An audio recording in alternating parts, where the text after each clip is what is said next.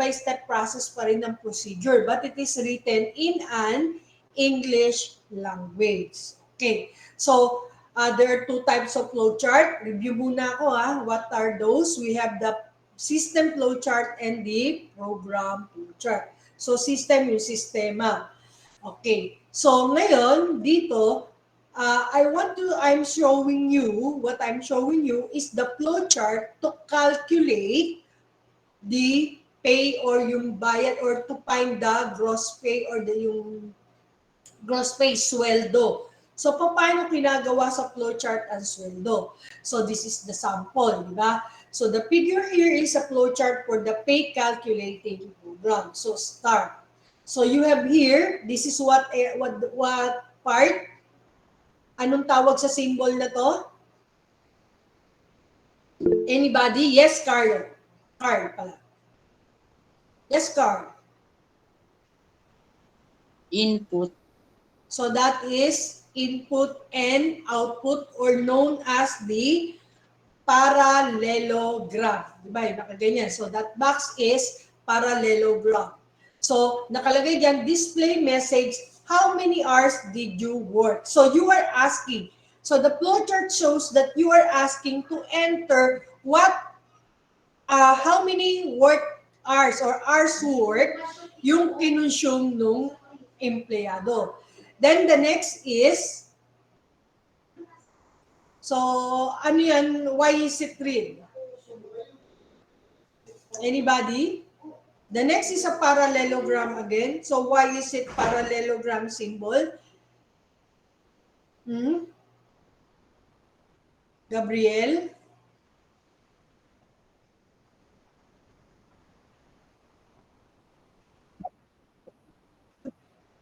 We are now already on the third symbol, di ba? So nakalagay doon, read R.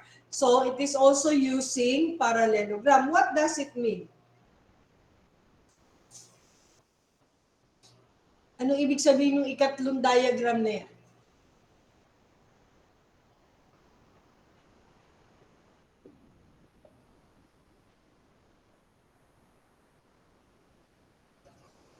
Process? Mo? Is it process? Tama ba? O, from the class, sabi ni GT, so dapat daw process. O, Raiden, yes. Abuan. Ano, ma'am? Input, output. So, that is still input, di ba? So, read ours. When we say Gab, listen, Gabriel. So, sabi diyan, read, di ba? Una, display name. How many hours did you work? So, that is only a display message. Nakalagay dun sa ano. So, you are telling, nagtatanong lang yan, what will be the output na yan. Sa screen mo, tatanungin lang yan, how many hours did you work? Tatanong. So, pagdating, read R, yung read R's dyan, nag-enter ka, so binasa yon, hindi pa yan processing. Then the second is display message, how much do you get paid per hour? Or it is asking, short, kung walang ganyang message, the second will be, that is the variable that you have to enter for the rate per hour. Kaya meron dyan, read pay rate. So, yung flow chart, it is fine. Kaya lang, nakaano siya ng step by step. So, pwede natin i-modify. So, para yung mas madali nyo, there's no need. Kasi yung asking from the monitor, naka-display din sa flowchart. Pero pwede nyo siyang i-modify in your own thinking, mababawasan or malilesen yan. Okay? So, then, ito yung processing natin. So, meaning to say, for this one, we enter the hours work and the rate per hour. Yun yung tinatanong dito. The hours work you enter and the rate per hour. And for here, you have the computation. That's why it is processing symbol. Diba? We have to multiply the hours per rate. So result stored in gross pay. So, ang dating kasi nito, parang pinagsama si flowchart at saka si algorithm. So, yung English word nakapaloob. But we can use dito, GP or gross pay is equals to hours times pay rate. Tama? Nakikita nyo ba? Nakikita nyo yung sinasabi ko na visualize? Okay, now here is to display. So if we're going to simplify this flowchart, sige, draw. Start. Sa inyo na, ipakikita nyo yung sa akin today. So, di ba, start? So, we're going to eliminate the asking of the question or pwede na tayong through the keyboard, you use input Rs. So, Rs is the variables that you're going to use to enter how many hours work or pwedeng HW ang lalagay niya. Input HW stands for the hours work. So, yun yung variables or identifiers na gagamitin natin. So, wala na yung question mark. Mawawala yung question mark dyan.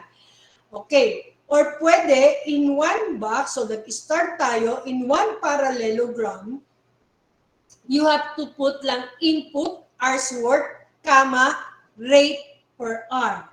If there is no constant value for the rate per hour, but if the rate per hour is given, for example, the rate per hour is 150. So there's no need to enter the rate per hour. What are you going to do is enter lang ng hours work. Tapos pagdating sa computation, GP or the gross pay is equals to hours work, yung med variable na gagamitin, multiplied by 150. Then, print or display GP or gross pay. So, ito kasi Word ang ginamit para rin siyang a combination ng algorithm na inilagay lang kay flowchart. So, madali for the beginners. Yan yung naintindihan. Ako, ninyo, sinabi ko ng 9:30 ang klase eh. Chinat ko na eh. Okay? So, is there any question regarding the flowchart? Todd, this one, the one presented. May tanong, is it clear? Maliwanag? Hello? Maliwanag? Ala, ibig sabihin yan, malabo, walang sumagot. Ha? Clear? Okay, clear. Okay, so these are, di ba, I just only presented before or last Thursday some flow charting symbol, which is the terminal for the start, parallelogram for the input-output, rectangle for the processing, connector, and so on. Now, there's other symbols that you may use. So aside from those, di ba, ito, ginamit na natin or nakita nyo na. So, diamond or known as the decision block. Okay, so ito, hindi ko na-discuss yan. Now, ito, pag nakikita ninyo to, makakakita kayo ng flowchart, this means it is a delay. Indicates a delay in the processing. So, kung ang ginawa ninyo sa program ay meron delay, so ito yung makikita ninyo. Then, this is the data type. So, parallel or the processing. Pag ito yung nakita ninyo, this one is document. So meaning to say the output is doc or puro text. So indicates data that can be read by people such as the printed output. So pag nakakita kayo ng ganitong symbol sa flowchart, meaning to say magpiprint siya ng parang document or bibigay, isasubmit ninyo yung document. Then this one is the multiple documents. So indicate multiple documents, maramihan. Ibig sabihin, maraming pages ang kailangan. Then this one symbol is what we call the subroutine. So the subroutine indicates a predefined name process such as the subroutine or a module. So ano ibig sabihin yung subroutine? Pinutol-putol. So halimbawa, this part of the program, pupunta siya dun sa isang part, halimbawa, para mas maliwanag, kay finance. Diba? Sa finance, meron tayo dun na debit, credit, yung mga nasisingil or what. So, pwedeng by module ang gawa ninyo ng system. Hindi pwedeng sama-sama. So, pwedeng nakalagay dito sa isang module.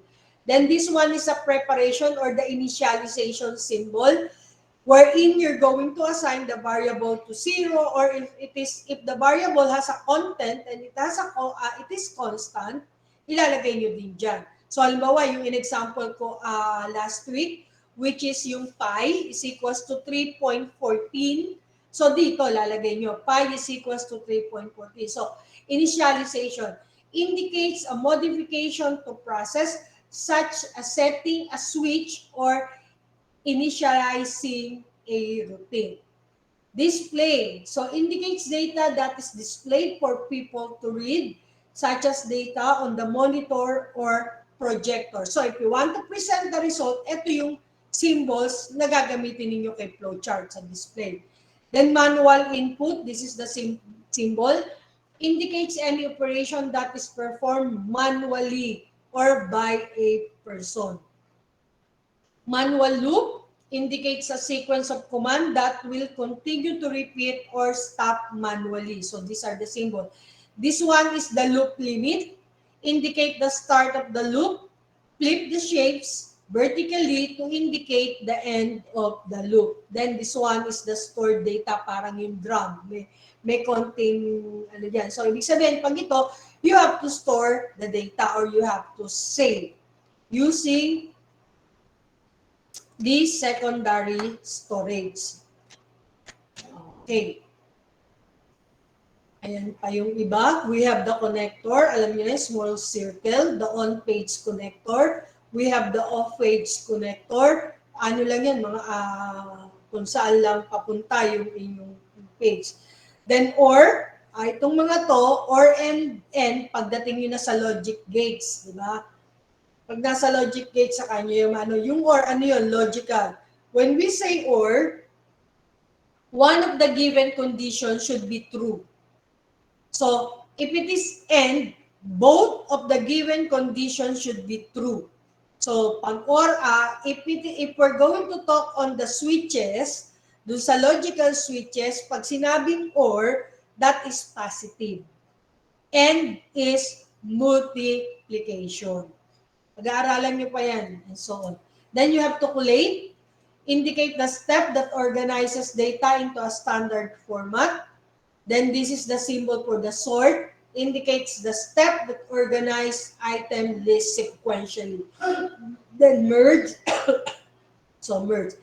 If the data is a database, so ito yung makikita ninyo sa flowchart. Usually ito yung ginagamit if you're going to make a diagram, yung data flow diagram. Pag nag-thesis na kayo or gagawa kayo ng system, sa data flow diagram, yan ang nakalagay. So, ibig sabihin, yung system sa database, yan yung symbol na kukuhanin. So, indicate a list of information with the standard structures that allow searching and sorting. Internal storage indicates an internal storage device, meaning sa unsaved niyan ay sa memory pa.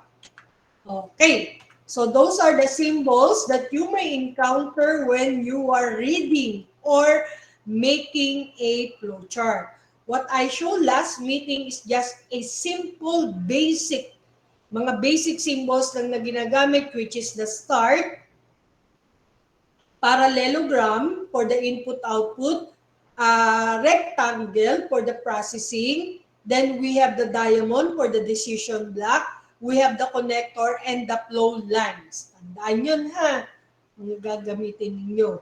Nagbasa. Okay, so these are another example. So ito na yun, rectangle, pareho lang, di ba? This is the parallelogram, meaning symbol which represent the input-output, then rectangle. So ito, and this one is for, ito yung rectangle is for the processing. So yan lang yun, pinakita lang.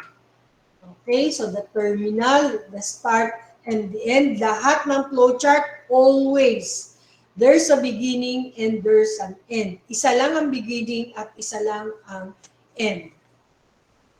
Okay, so the input-output presentation or operation presented by the parallelogram.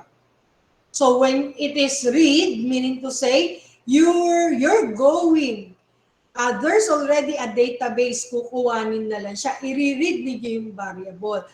Pag sinabing input, you have to enter coming from the keyboard. Yan, oh. And that's the operation. Ito yung symbol na pinakikita, ito yung mga parallelogram. Then processing is this one, wherein you're going, when we say processing, there's a mathematical computation done. Then you have to assign a variable for the answer. Diba? Hindi isa lang variable kasi malilito. Okay. So, ito na yung pay rate, variable content. Ano yung variables content na ginamit natin, which is the R here. R, ito yan.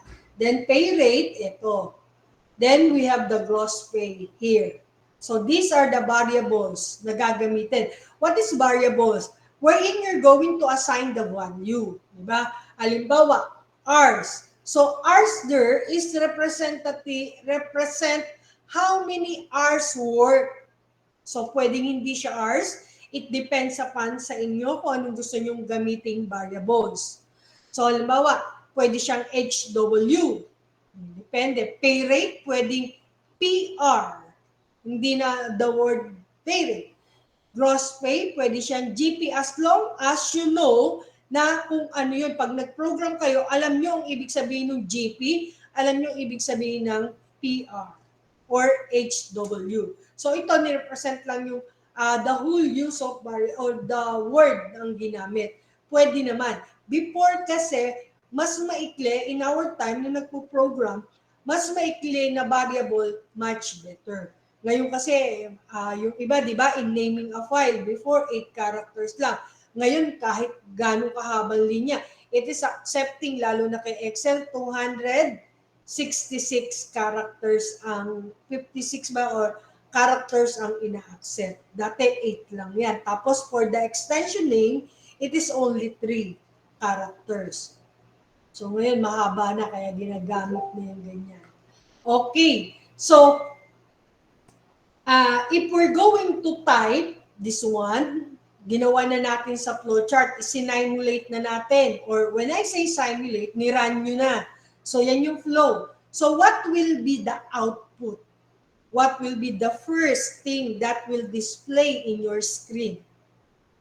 Anybody? Ano ang unang lalabas sa screen?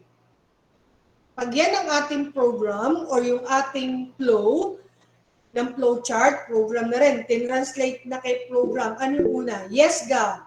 Gabriel.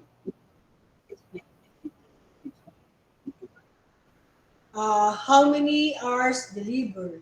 10? Okay, yan ang unang lalabas sa screen output. So, how many hours did you work? Or how many hours? So, this is an output operation. So, this will display on the screen. Pakikita lang niya yan kasi nakalagay lang dyan is display.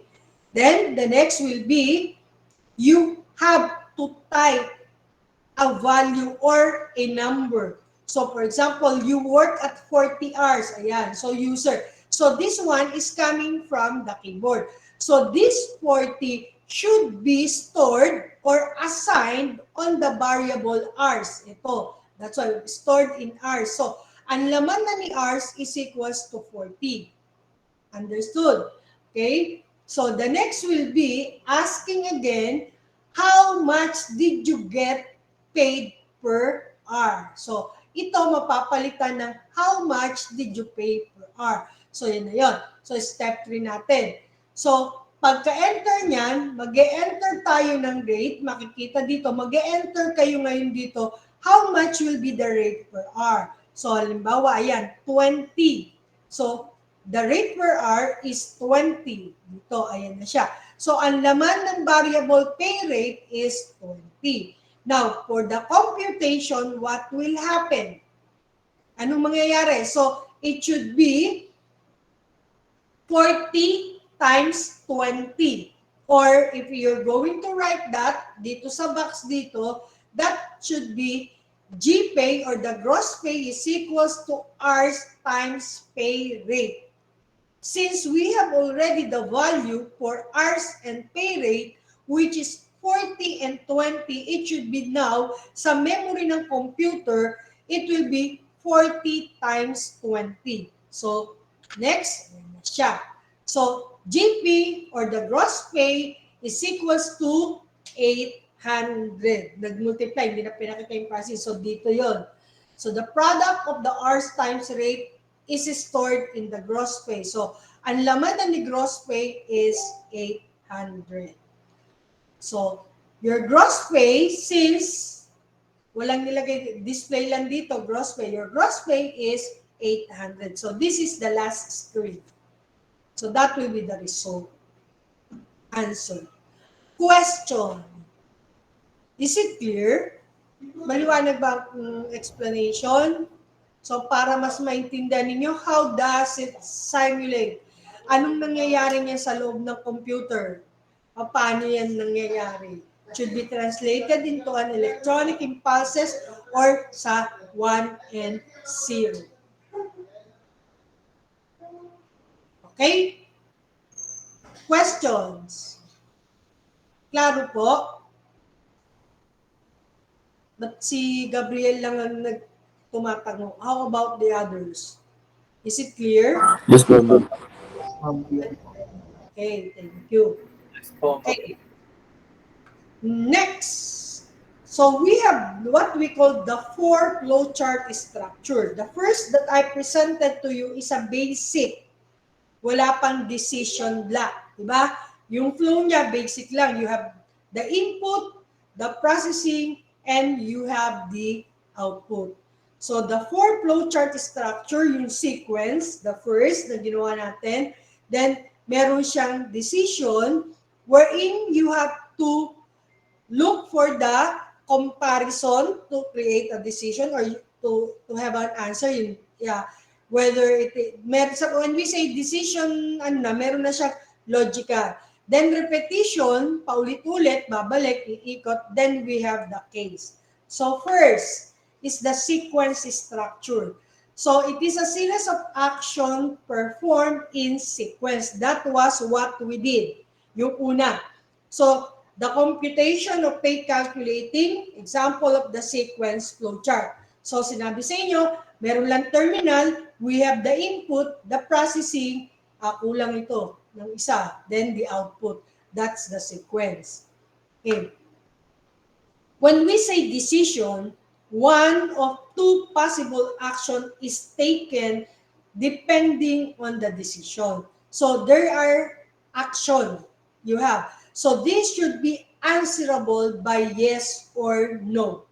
So in the decision block here, dapat sasagutin siya ng yes or no. So whether this is the yes and this is the no, or this is the no and this is the yes. So if the condition is true, if it is yes or true, what will be the output? Or what will be the processing? What do you want to? Processing, pwedeng computation or what? Then, this is the pwedeng stop or the calculation. So, kailangan daw sa decision, dalawa. Answerable by yes or no, kahit saan siya nakalagay. It depends upon what is the condition given or asked, condition asked. Okay? Yeah. So, can be a yes, a symbol, the diamond indicate the yes or no question. If the answer to the question is yes, the flow follow one path. So, yes, one path. Okay? Engine, ano na naman, bakit outside? Pasaway talaga. Sorry Then, po, ma'am. Bumabiyahe po eh. ano? Bumabiyahe po. Dala-dala, sabi sa iyo, hindi ka naka-technical, outside ang ginagamit mo. Okay? Ayan siya. So this is an example. If the flowchart segment below, the question is, X is less than Y. So, tatanungin, if X is less than Y, if it is yes, process B, or what will happen? What will be the, if it is a computation or you want to display only the, what is the value of B? But if it is no, if X is not less than Y, you process A. So ganito yung magiging structure. So yung condition should be answerable by yes or no. Then what will be the action taken? Then it is either the stop or you have to display or print your result. Klaro? Klaro po? Am I clear? Yes po. Yes po, ma'am. Okay. So, wala nang reason na hindi naintindihan, ha? Explain na explain yan, ha? Okay, Chin, anong nakakatawa? Sino kausap mo dyan? Sister Berna ba? Joke. Okay. So, Regards daw po, sabi ni tita. asan dyan si sister? Andito po. Sabihin mo, regardless, pinanunood niya ako magturo. Joke. Sabihin mo, hi, magpakita siya mamaya. Regards din po. Mo regards kay sister. Okay, so the next is, this is the real example now. Flowchart segment below show how decision structures express in C++. So that is the if-else statement. If you're going to put it in a programming, you're going to use the if-else statement. So this is the sample, di ba? The yes or no. So calculate as x plus y. So if it is no, if the variable given, if x is less than y. But if x is not less than y, you have to calculate as x times 2.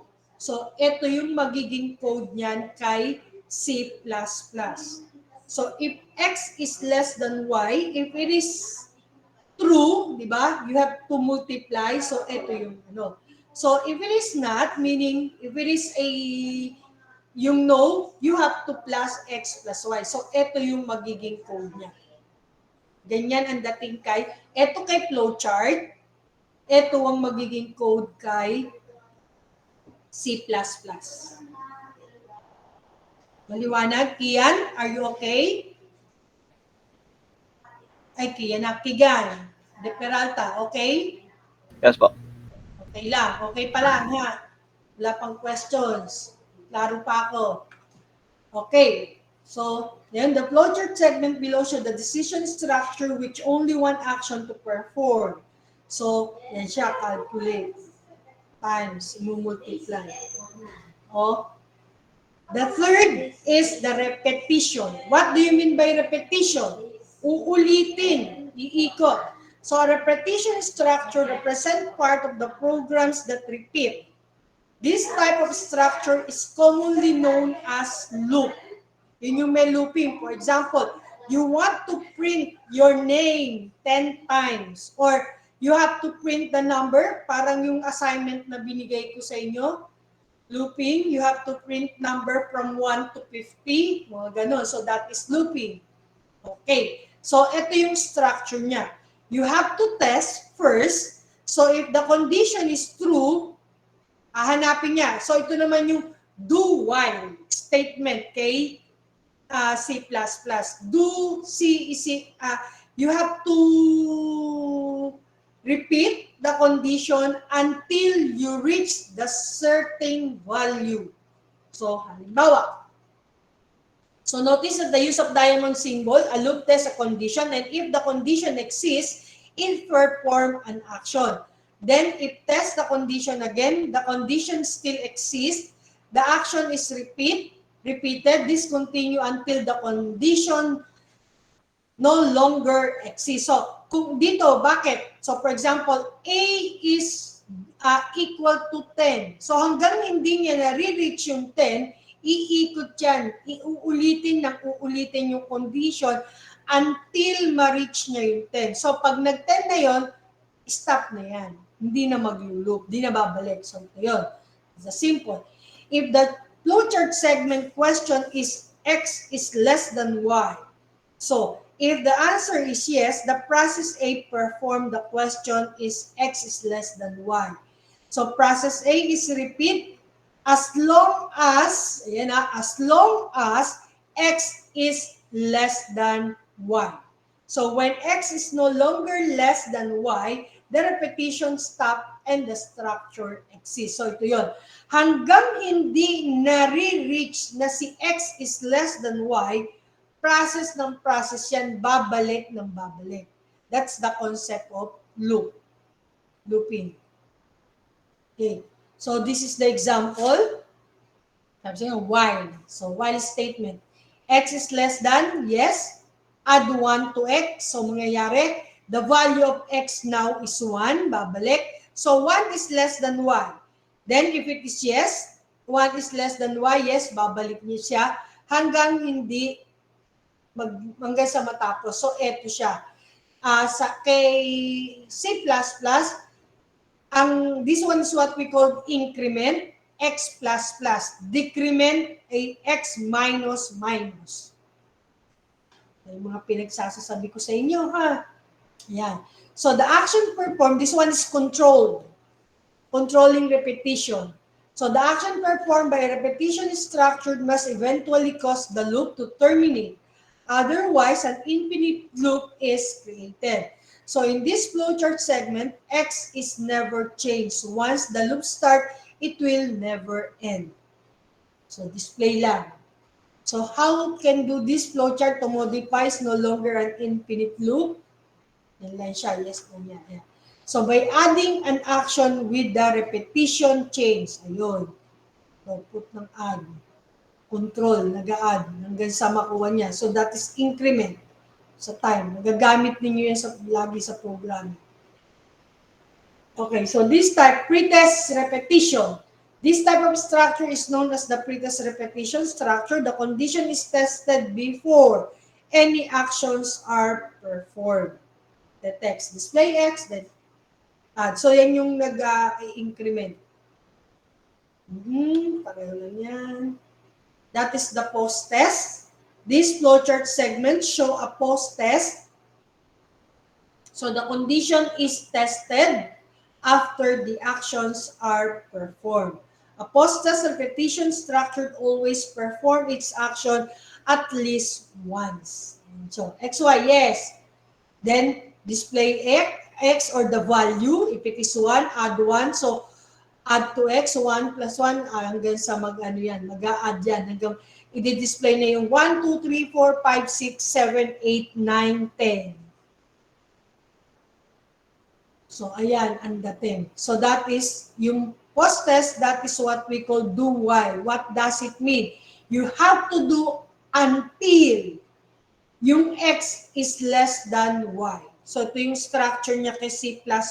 Do, curly bracket, C out, X yung value, then X++, do while, meaning may looping structure, iikot hanggang hindi niya nare-reach yung X is less than Y. So, another one is the case structure. Ayun naman yun, ang dami. So, one of the several possible action is taken depending on the content of variables. So, the decision, case, then what will be the action? Case, that is, return case. Ayan siya. So the structures indicate the action to perform depending on the value in the years of service. So you are looking, what is the case? Years of employed. So that's the variable na ginamit. So you are looking, if case is equals to 1 year, you're going to give a bonus of 100. But if the employee accumulate already 2 years in the company, the bonus will be 200. So case, medyo mas madaling gamitin itong sa C++ ang case rather than any other. So ayun yun. Hanggang ma-reach niya yung sobra, hanggang 3 or 4. Depende yan sa case kung ilan. It depends upon the problem. So for this problem, hanggang 3, then yung lakpas ng 3, automatic, ang bonus na makukuha na niya is 800. Okay, so yan yun. So if years is equals to 1, the bonus set to 100. And so on. So explain ko na naman yan. Okay, so we have the connector. Sometimes a flowchart will not fit on one page. So a connector represented by a small circle allows you to connect two flowchart segment. Magdadalawa, hindi kasya sa isang page. So hindi siya basta pwedeng putulin. Or nasa isang page siya, tataas lang. So hindi kayo pwedeng gumamit ng napakahabang flow lines or iikot. So you can use the connector. The on-page connector is the circuit, a small circle. Ayan siya. So, ayan yung, this one, ipinakita. So, for example, this flowchart, hindi siya kasya sa one page, mapuputol, di ba, pag nilagay dito. So, merong ginamitan niya ng connector. So this connector or the on-page connector, meaning A, it should be A. Hindi pwede yung flow lines na gagamitin na ganyan, yung magdo-drawing ka ng lines na makakonect. So ito yung ginagamit, connector.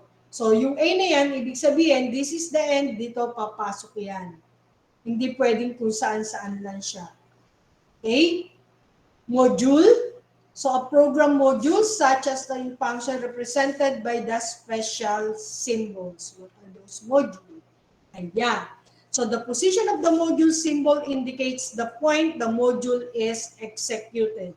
A separate flow can be constructed for the module. So function, naka-module siya, ginamitan ng function kay C++. Nag-input, tapos ito, display the result, then end. May kinuha ng part, pinutol yung program niyan, putol. Merong kukuhanan sa another or baka nasa ilalim or may part, may function yan, nakaputol, hindi siya dire-diretso yung program. Okay? So, combining and structure commonly, na-discuss na naman yan. Combining structure, the flowchart segment show two decision. Okay. So, this one is showing the two decision block. So, testing. So, paggawa ng payroll, yung bang X is greater than minutes. So, if it is yes, X is less than minutes or no, outside the limit. So, ayan yun. Dalawa hanggang sa ma-reach niya yung computation or yung processing. So, display within the limit. This one is outside the limit. Ay, sorry. So, example. Add 10 and 20. So, to solve the problem, we will take a variable sum and set it to 0. So, ito, hindi initialization ng ginamit processing. Nag-equal na siya. Okay, then we will take the two numbers, which is 10 and 20. So, next we'll add both numbers and save the result in the variable sum. So, sum is equals to 10 plus 20. Finally, we will print. So, sa flowchart, ito siya, nakasulat. Sa algorithm, ayan ang dating niya. So, we initialize sum is equals to 0, enter the number, add the sum and the store result in the sum, then print the sum. So, this is an example of the algorithm and this is the flow chart. Okay? So, parang nabigay ko. Algorithm initialize. So, this one is find the sum of 5 given number. Parang, ito ba yung activity nyo? So, you have to enter sum count. Iba naman, gimamit ito ng counter na may ganito. But you can create this one without using the decision block dire-diretso. Kaya lang, you have to use 5 variables. So, num1, num2, num3, num4, num5. Kung walang testing na ganitong mangyayari. So, depende. So, ito may decision. So, initialize, sum is equals to 0 and count is equals to 0. Ito yon. Enter number or enter n. N is the variable na ginamit for the number. So, pag nag-enter ng 1, so, sum plus n and assign to the sum. So, mangyayari, sum is equals to sum plus 1. 0, 0 to, di ba? 0 plus 1, that should be sum now is equals to 1. So, count 0 is equals to 0 plus 1, it will be 1. So, pagdating dito, is 1 is less than 5. Dito, di ba? Kasi nag-1 na tayo. Count or 1 is less than 5. So, it is yes, di ba? So, babalik siya. Mag-e-enter uli ng number. So, halimbawa, nag-5. Okay? So, ano mangyayari niyan? 1, kasi yung may value na tayo ng 1, ng sum, di ba? So, 1 plus 5, it should already 6. Di ba? Then, 1, magiging 2 na siya. Is count is less than 5. Yes, balik pa rin siya. So, pag na-reach na niya, is count is less than 5 or yung no, print na siya. Pag greater na. So, print then stop. Okay? Yan ang magiging. If we're going to type that kay C++, ayan yung, this is the C++ structure. So, type ninyo. This is the header. Ito, laging hindi mawawala yan. Hindi magrara ng program yun na wala yan. Include include IO stream, then using namespace. This is the declaration ng int main. This is the body of the program. Pag nag-start yung int main declaration, so this one is the declaration of the variable sa flowchart, di ba? Sum, int, what int means? It is integer. So it is a whole number, not a decimal place value. So later, pag-uusapan natin yan, pagdating natin sa C++, identifying the variables, tsaka yung mga identifiers that you're going to use. So I'm just showing you the sample for the program, ng sample ng C++ program.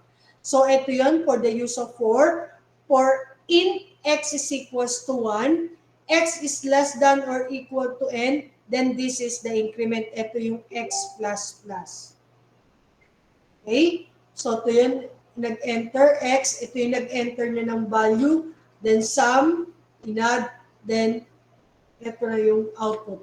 So if you're going to simulate that, this is the output na, or na-interpret na sa compiler, ito na siya. 3, so 0 plus 1, 2, sum is equals to 1, 1 plus 2, 3, sum is equals to 3, 3 plus 3, and so on. So this is the output. Okay, so another example. Print hello world 10 times. So the algorithm should be sum is equals to 0, initialize count 0, print hello world. Dapat may code yan. Increment count by 1. So yan yung C is equals to, or count is equals to count plus 1. Is count is less than 10. So that is the decision. If yes, go to the step 2. Else, stop. So, ito yun, nag-enter. C is equals to 0. Hello. So, count, 0 is equals plus 1.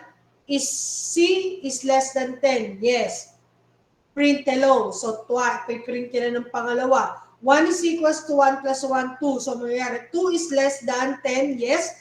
Balik hanggang mag-3. Balik hanggang sa ma-reach niya na yung 10. So, 10 is less than 10? Diba? Nila, so that will be no stop. So, dinisplay niya yung hello world 10 times. Okay, questions. So, I'm done with my part. Questions. So, ito na yung magiging activity or task ninyo. Ito ko lang to. Draw a flowchart to log into your mayor to. Nasa ano na yan? Nasa task nyo na or sa classwork, i-click ko na lang na i-post sa inyo. Hindi ko pa na i-schedule. Nag-save as draft. Okay, tanong. So, yan yung gagawin nyo ngayon while I'm waiting. So, kindly get yellow paper or you want to make it already sa Microsoft Word. Pwede naman para pag pasa sa akin, medyo maayos-ayos na, hindi na yung pipicturan. Kay Microsoft Word, di ba may mga symbol ng flowchart doon? Nandun siya, punta kayo dun sa shapes. Look for the flowchart, andun siya. Okay, so the first problem that you're going to answer is to draw a flowchart to log in to your Facebook account. So I need the answer at 12 o'clock. Who's that Sandro Santos? Sino yung Sandro Santos? Wala akong estudyanteng Sandro Santos. Wag na wag ninyong ibibigay ang Gmeet link natin. Tutuktukan ko kayo. Sino yung Sandro Santos? Wala akong Santos na estudyante. Bakit nalaman ng link? Okay, did you already copy the problem? Or later, I have to post it? Sige, po-post ko muna.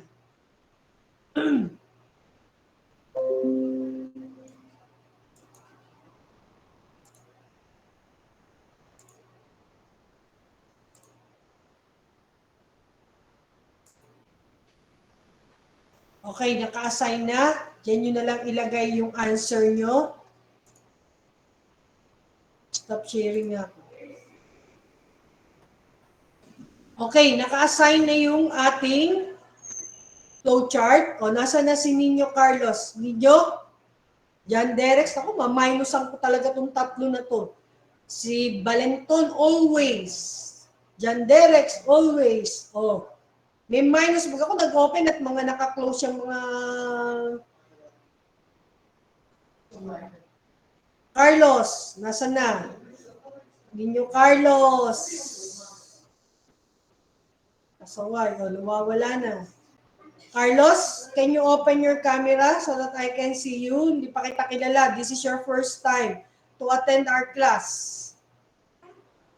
May I see your face? Mr. Ramos. 17, you're 18. You're 18 in the, you're 19 in the class.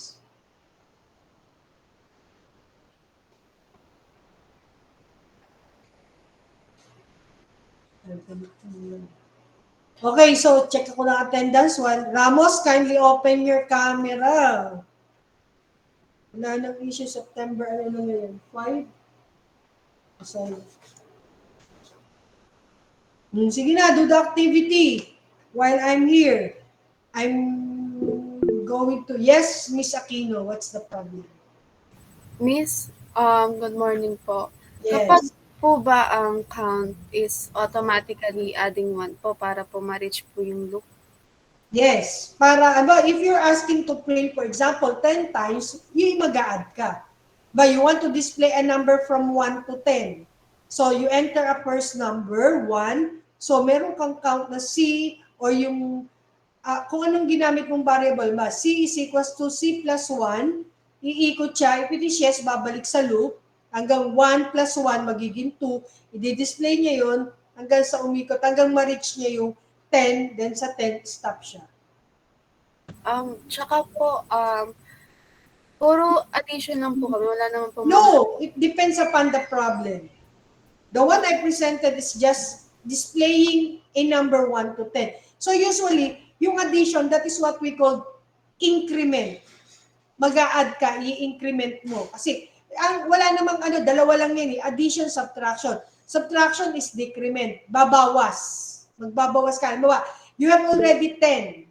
May 10 ka, magbabawas ka. So, decrement naman yun. X minus minus. So, meron